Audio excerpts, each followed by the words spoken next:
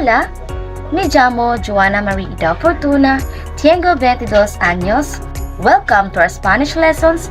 Fasten your seatbelt and let's get it on. We're going to learn about verb ser versus verb estar. Ser and estar are both Spanish verbs that mean to be. Ser is used for permanent state, while estar is used for temporary state. It's a bit confusing, right? Nothing to worry, since there is always a trick that you can learn. But we must read and listen this first. The conjugate ser.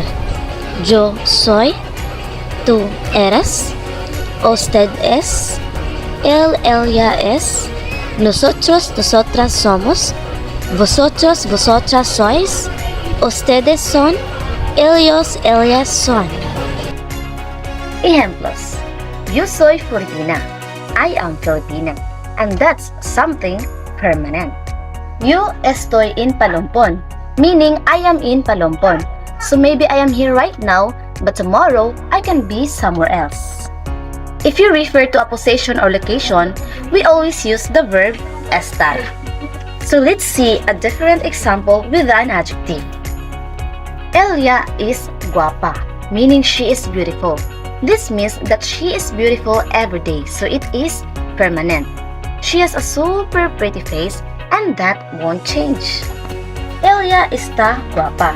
She is beautiful now, in this moment. Maybe she's going out for dinner and did a special makeup and put on a special dress.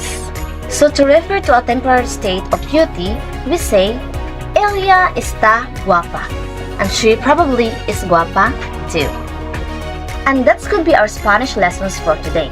The verb ser versus verb estar. I hope you learned a lot today. Adios y gracias.